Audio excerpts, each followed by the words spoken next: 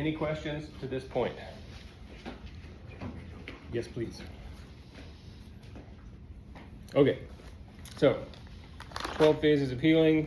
I don't know why the number 12 keeps coming up. You guys should research that yourselves too. There's all sorts of cool stuff about the zodiac, and anyway, it keeps coming up. So I think there's some significance to it. I just haven't done a deep dive of my own yet. So we're on phase 10, 11, and 12. So we'll introduce these here in the first hour, and then the second hour we'll kind of dive a little bit deeper into all of them. Oh, there's not even going to be enough room.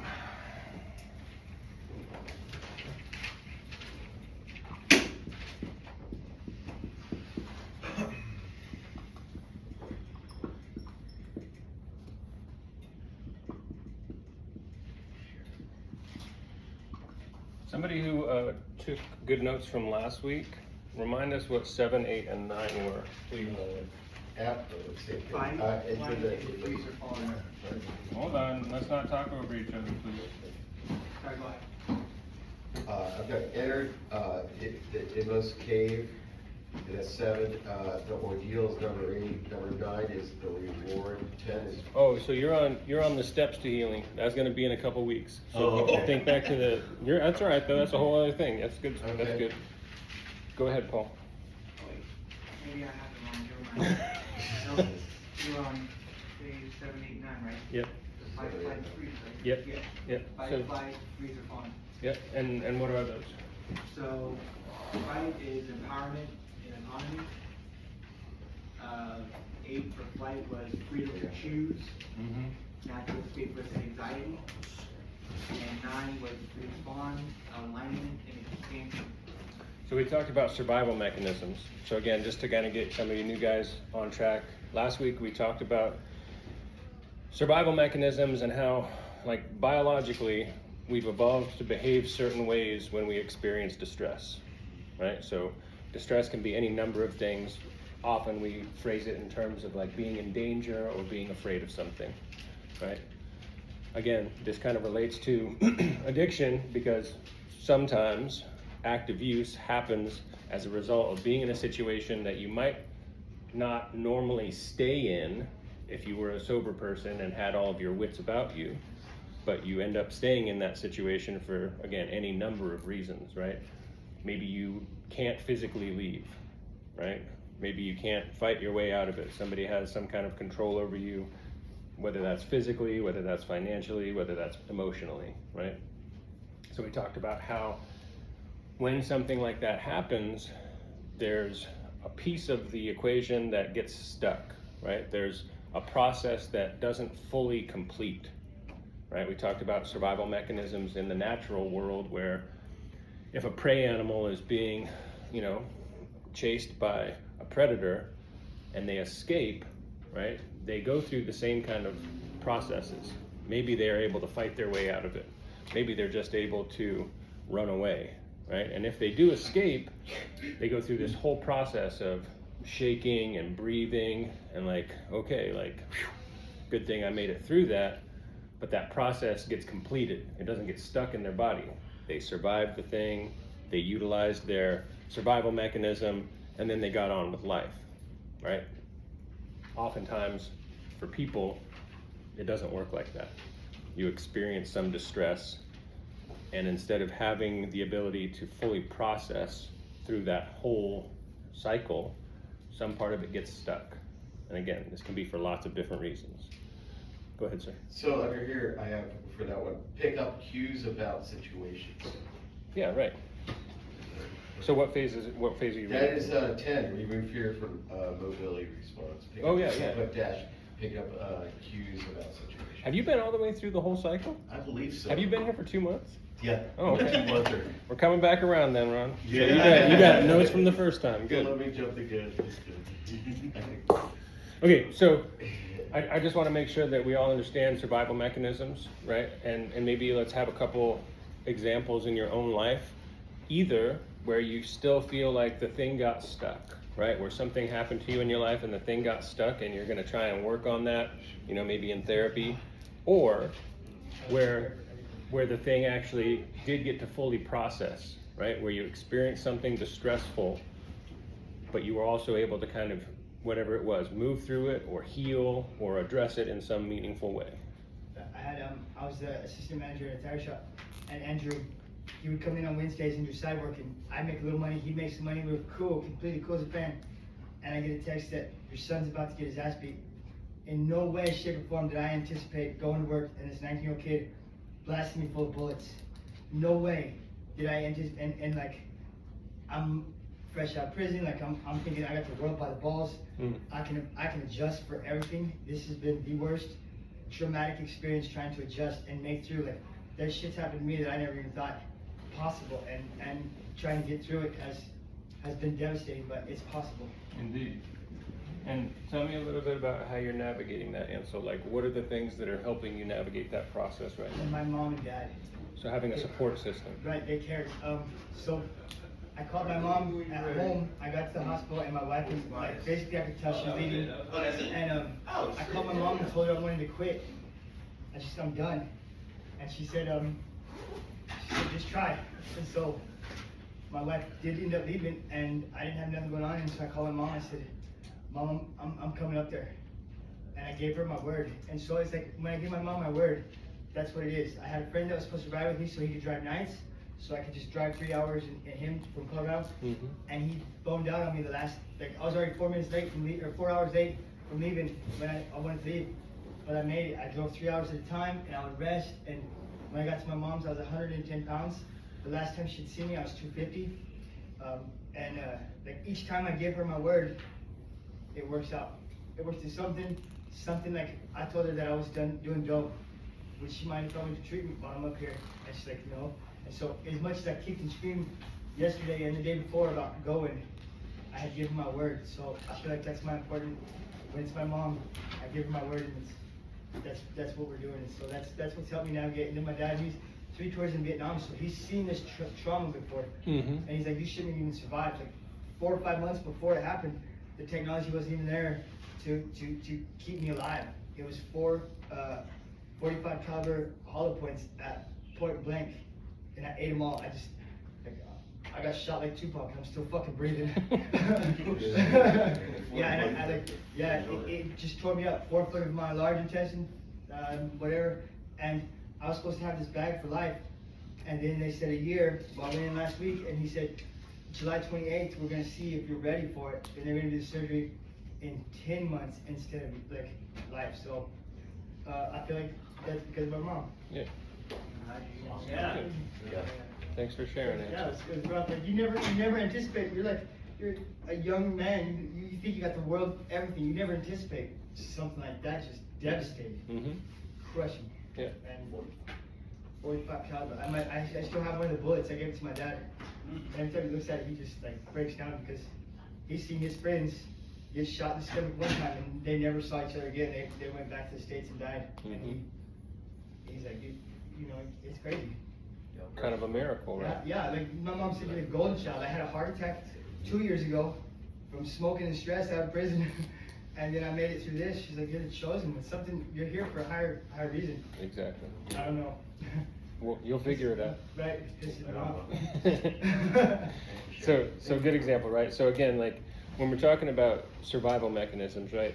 These are things that we don't choose, right? Because we can do hard things and we can do those intentionally, and there's value to be gleaned from that. But like Ansel's example, like life is going to happen to us regardless, right? And having some way to meaningfully move through the challenges that we experience, the things that we don't choose, right? The negative external circumstances we experience is the way that we keep going, right? And being able to do that without having to rely on some kind of substance or some kind of behavior to numb us out or to distract us from our purpose and deriving meaning from life, I think that's a good way to do things. Not everybody will choose that, right? Some of you guys here won't choose that. That's okay.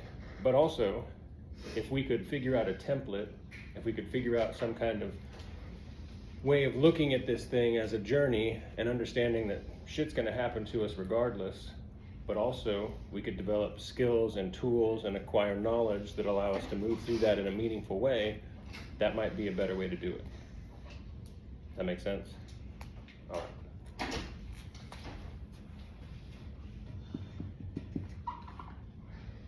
Oh God. So these last three are about returning to equilibrium. What's equilibrium? Balance. Balance. Why is it important? Everything matches on each side. Everything's lining up. Some people, I don't know, some people, like, they gotta do the same thing with the left side as the right side, or they're burnt out. Yeah. What else? Orientation shift. Yeah, that's what I like. What did you call it? Orientation shift. Did I have a definition? Go for it, Ron. Okay, it says, change the way we are looking, focus on being an authentic person. And the plans would be like curiosity, exploration, mentorship, community, and groups. Nice. So part of my intention in creating this curriculum is to think about, say it again, read the thing. Okay, so orientation shift. Changing the way we are looking. Focus on being an authentic person. There you go, pause. I put, okay. Yeah, good. Okay, So that's the plan /1, I don't know what that, curiosity, exploration, mentorship, community, and groups. good. Yeah. So being able to exist as an authentic person, right? So how many of us felt authentic when you were in your active use or in the depths of your addiction? How many of you felt like that was really like who you are as a person? Good. That's the right answer. There's not really a right answer, but right? We use our addiction to kind of mask over a lot of stuff, to ignore a lot of stuff, right? To distract us from a lot of stuff. So in the process of treatment, in the process of pursuing sobriety, again, we don't have that filter anymore. So who we are really, really comes to the surface. And that might be a person who's very angry. That might be a person who's wounded. That might be a person who's experiencing shame and guilt, right? It also might be a person who remembers what joy is, right? It might be a person who has really interesting hobbies. It might be a person who's super excited to continue pursuing life, right? All of those things kind of come to the surface, and we have to figure out how to sort of navigate them and make them part of who we are, right? Another part of this curriculum is sort of like becoming a comprehensive human being. So again, talking about the 4 pillars that we've referenced, right? Some of us might have a really good handle on the physical aspect. Maybe we get enough sleep, we eat really well, we exercise on a daily basis. That physical aspect is something that we have on lock. Go ahead. Sorry, setting plus integrating? Settling and integrating. Integrating, thank you. But those other 3 aspects, right? The emotional, the psychological, and the spiritual, you might not, you might only be like a C student in those 3. So then you have some opportunities to improve, right? So this curriculum and the conversations we have here should be like bringing some awareness to the things that you do have already, right? The skills and experiences that you've gleaned from living your lives, but also some awareness to like, here's some stuff that I really do need to work on. Here's some stuff that I haven't paid attention to in my active use, and how I can start bringing some attention to that and hopefully improving that. Okay? So that's what this last phase is about, right? When we start to get back to equilibrium, yes, it is definitely balance. But I think sometimes when we talk about balance, we think of it as this like static thing, where it's like, if I just even all my shit out, I can just hang out here. And that's not really what it is, right? So let's try something. Let's do a quick exercise. Go ahead and set your stuff down. Just stand up where you are.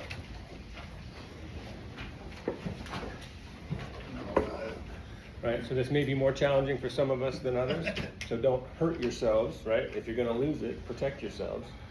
But let's feel what balance feels like. Okay, so everybody just kind of stand where you are, put all the weight in your left leg, and just pick your right foot up off the ground. Right, now look around the room. Right, how many of us feel like a statue right now? Yeah, but even look at, like, you're kind of doing a little bit. Yeah, a little bit. Yeah, right? So balance is not a static state. Balance is actually a very active state, right? I'm paying attention. Well, you guys tell me, what are you paying attention to? Left or right? Your foot, The weight, left ball and of your right, feet. where the weight is, right? All of these things are happening without us even really being conscious of it, right? But also now, what are you not paying attention to? Who's around? Everything else Kind of a around trick you. question, right? There's a whole bunch of stuff still happening around us, but because we're so focused on trying to keep our shit together, you guys understand? Good, relax. So balance and equilibrium are definitely important, but they're not these states that we achieve, right? It's not like you just get enlightened. It's not like you just find balance and then you're done. There's like a constant process of navigating it. There's a constant process of evaluating your internal state and the external environment, right? Go ahead. So I've seen like, things on like these yogis, they will stand like this for days, Mhm. or for a day, Mhm. 24 hours, just Mhm. opposite, over the Ganges River. Yeah. Yeah, it's kind of crazy. And what do you take from that? What's That's total immersing oneself into your inner being, being more enlightened, Yeah. And there could be some feeling the energy around you, and feeling the earth, grounding. right? grounding, like almost Yeah. literally, right? Yeah, I think that's part of your course too. the Yeah, for grounding sure, work. right? And I was just gonna say, like, there's skills and tools that we can develop, right, that we can get better at to make the process of balancing seem like less work. But it doesn't actually mean that it's less work, right? It means that you've developed something in yourself that allows you to navigate that in a more effective way. It's not that the balancing gets easier. It's not that life is never gonna be challenging.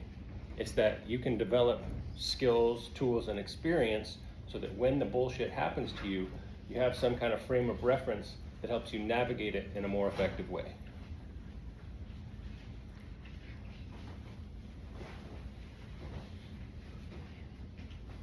Okay. What else do I want to say about that? Anything else on returning to equilibrium or balancing? Okay, so let's briefly talk about these three real quick, then we'll go on break, and then for the second hour, we'll fill all these in with a little bit more detail. So first one, orientation, moving from, sorry. Uncoupling fear from the immobility response. So Paul mentioned the survival mechanisms that we talked about last week. The last one was freeze or fawn, right? Everybody knows what immobility means, right? You have no option to move. Again, this could be some external force. It could also be kind of like a psychological thing, right? Where we self-limit, right? Where we tell our things about ourselves or about the world that keep us stuck in one place. Has anyone ever had an internal conversation that feels self-limiting? Sure. Yeah. We all have. You don't have to raise your hand. We all have. Anybody familiar with something called imposter syndrome? Right? Where it's like you're doing a thing and you're just like, man, this is not me. I shouldn't be doing it. I'm not good enough. I don't deserve this, etc., etc. Right? So we're all familiar with what it feels like to be stuck, yes? Right? And the process of getting unstuck usually requires a ton of effort, right? And it might feel overwhelming. This fear is another way to think about being overwhelmed. It's not necessarily that you're afraid of anything. It's not like you're scared of going through the process. But because it's such a big transformation, you're apprehensive, right? You're looking at all the things that you have to make different about your life as you're going through the process of treatment, and that can be overwhelming. It might be easier to just go back to doing things the way that you knew, right? Things that are familiar, even if they're painful and destructive, at least you know what's coming. How many people have stayed in a situation that you guys know, right? Well, yeah. And that's good, right? We need to acknowledge that, right? Because you've also gotten to the point where, people talk about like, I had to wait till I hit bottom. And it's like, you really don't. If it's shitty, you don't have to wait for it to get as shitty as possible. You can just say, you know what, I actually don't like this. This relationship isn't serving me. I don't like this job, right? Whatever it is, you can just say, nope, I'm gonna do something different. So this is kind of the first part of this, is kind of moving away from this idea of like going to the extreme before you have to make a change, right? You don't have to be completely fucked up before you decide that you want to do it different. You can have a little bit of self-awareness and observe your internal state and what's going on around you and say, you know what, actually, I could do this differently. And even though it'll be a little overwhelming to make the shift, once the shift happens, I can see that things are going to get better going down this path than they are going down this path. Right? Somebody mentioned, go ahead. That's Sir. something interesting. I wrote Find Your Tribe down. Oh, nice. Yeah, good. Anyway, so like here's an analogy. Working at Olive Garden, right? I see people that have been working there for like 10 years, and I figured out why. It's because it's so automatic, it's so easy. You don't have to think about it. It's all just flows naturally. It's something easy that you're used to. And I find myself falling back into these like fallback positions instead of that eventually I'll challenge myself and maybe I'll go to fine dining, you know, the fine dining, and where you do is way more particular. You know? Good Something example. Like that. And then, yeah. And here's what's the trippy part about it, is the way that our brains function.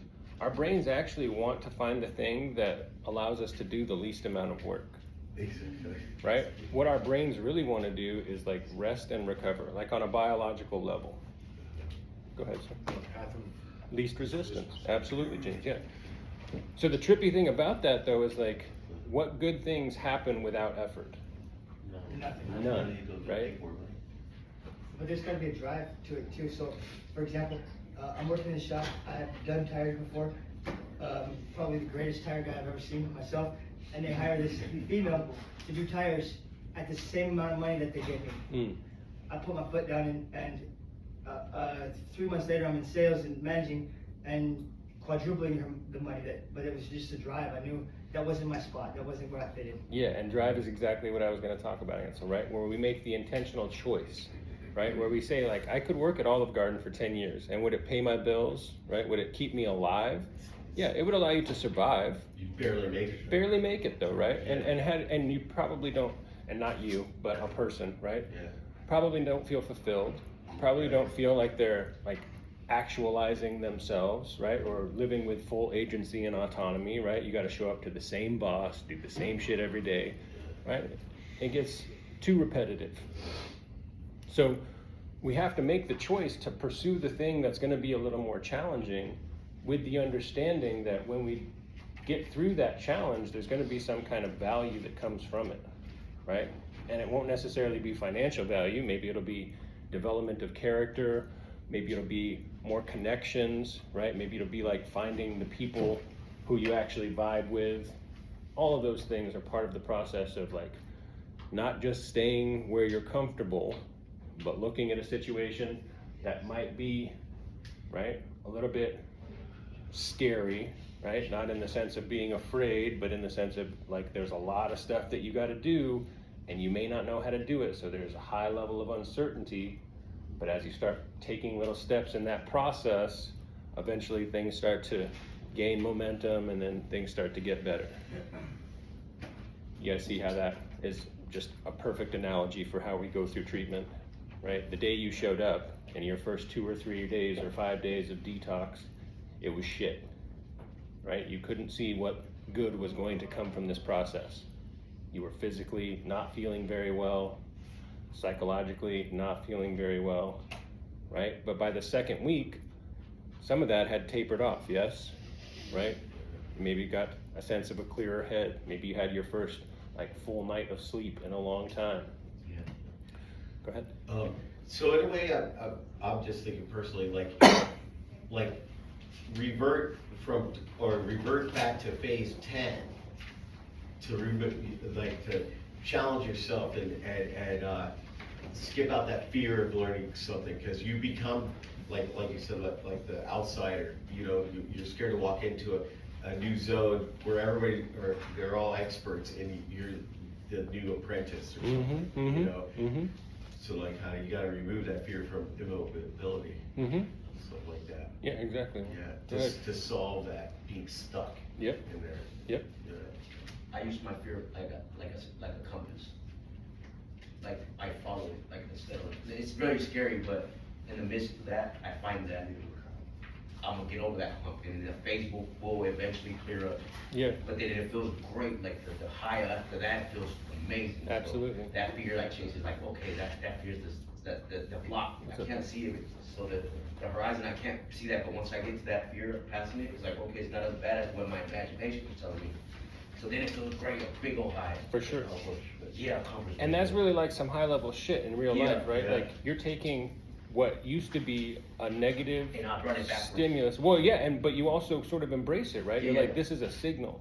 Yeah. Right? If there's a thing that I'm afraid of, or there's a thing that I'm avoiding, Yeah. probably that's the thing. that needs to Yeah, that engage you with. got to go at, right? Yeah, so that's an amazing thing. And it's super challenging, right? Because Yeah, it lasts for a long minute. It doesn't move for a long time, but then Yeah. once it starts moving, you're like, oh man, I'm actually moving. yeah, Yeah. yeah, I also like in certain situations, like for me, it was like bartending.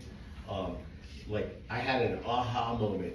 I'm like, oh my gosh, I got this, and it was such a fulfilling feeling. I have it down to now where I don't even have to think about the recipe. It was all autonomic, you know. I was like, wow. Before I was scared shitless, you know. Now I'm to the point where it's just, don't even, you know.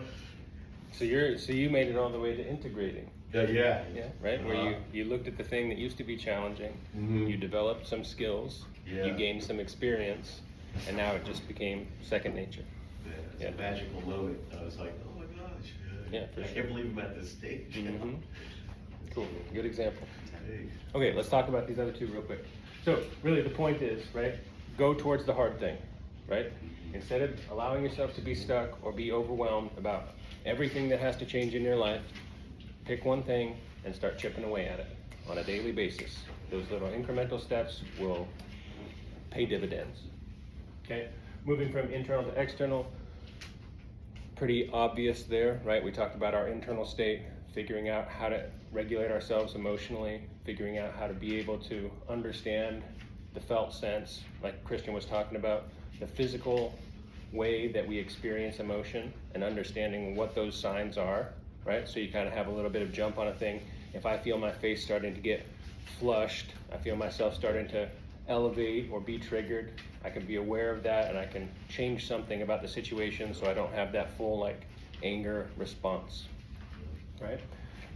Moving from internal to external, we start to interact with people, right? We start to see that external circumstances are beyond our control, right? So instead of trying to change the world and make our situation different, which is important for sure, but right, spending more time on figuring out how we can navigate challenging situations regardless of the circumstances is really like the skill that allows us to keep moving through life.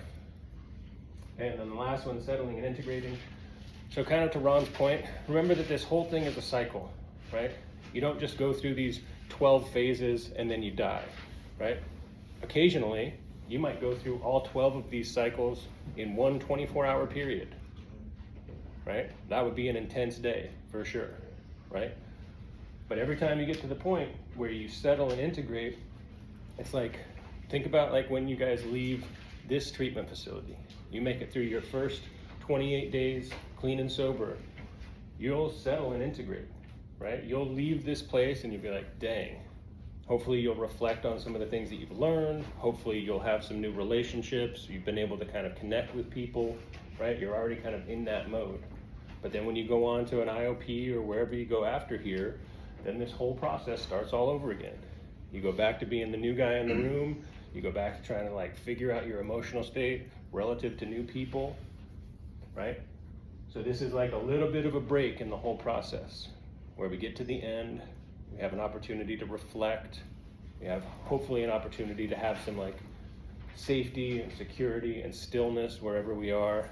And then we're like, okay, back to the beginning. What's the shit I gotta handle? What is the skill set I need to develop?